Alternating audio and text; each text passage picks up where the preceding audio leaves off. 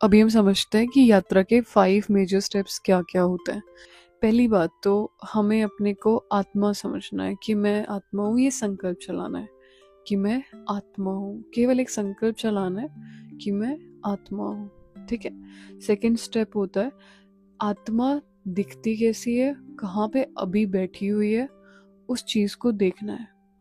जैसे आत्मा मस्तिष्क में स्थित है, ब्रेन है हमारे आत्मा के ऊपर, तो उस ब्रेन को एक रूम के जैसे देखना है कि मैं आत्मा इस ब्रेन रूम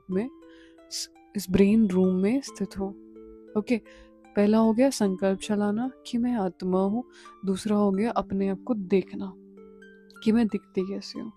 तीसरा होता है बुद्धि को संसार से हटा के परम धाम की ओर मोड़ना। अब ये संसार है जो इन आंखों से दिखता है, जिसे देखना सुनना बहुत इजी है, लेकिन बुद्धि को अभी परम धाम की ओर लेके जाना है कि मेरा एक घर है जो एक ओरिजिनल मेरा एक्चुअल घर है मेरा। ओके, उस तरफ बुद्धि को मोड़ के बाबा की तरफ लेके जाना है। बुद्धि का काम क्या होता है? विजुअलाइज करना। मन का काम क्या होता है? उसे डायरेक्शन देना। तो मन के द्वारा डायरेक्शन दे करके बुद्धि को परम धाम में लेके जाना है कि मैं आत्मा परम धाम में हूँ।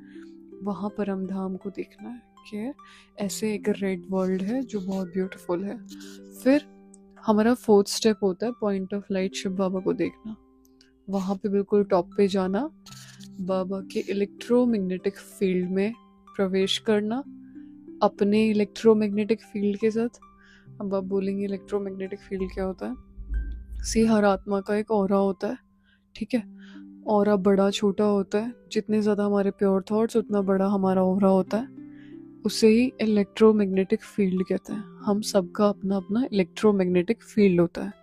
वैसे हम जब बाबा के करीब जाते हैं तो हम बाबा के ऑरा में एंटर करते हैं, जिस वजह से हमारे अंदर के हमारे ऑरा में चेंजेस आते हैं। ओके, हमारा ऑरा ब्यूटिफाई हो जाता है, हमारे ऑरा में पॉजिटिव एनर्जी प्रवेश कर जाती है, जिससे हमारे अंदर चेंजेस आते हैं।